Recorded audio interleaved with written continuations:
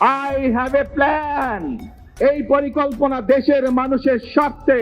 70% মানুষ বিএনপিকে ভোট দিতে যাচ্ছেন। শুনে কি অবাক হচ্ছেন? এমন ফলাফলই উঠে এসেছে এক জরিপ প্রতিবেদনে।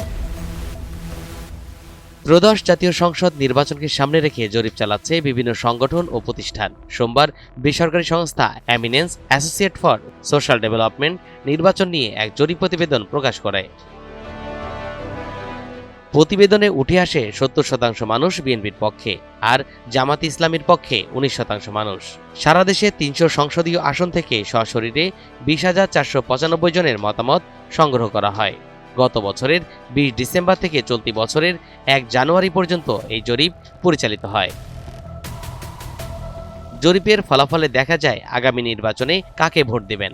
এই প্রশ্নের উত্তরে 70% উত্তরদাতা জানিয়েছে তারা বিএনপিকে ভোট দিবেন। 19% বলছে তারা জামাত ইসলামকে ভোট দেবেন। এনসিপির পক্ষে ভোট দেওয়ার কথা বলেছেন 2.6% মানুষ। অন্যান্য দলকে ভোট দেওয়ার কথা জানিয়েছেন 5% মানুষ। ভোট দেবেন না বলে জানিয়েছেন 0.2% উত্তরদাতা।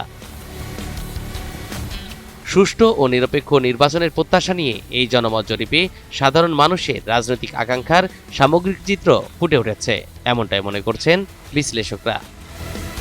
তরিকুল ইসলাম, এনটিভি অনলাইন।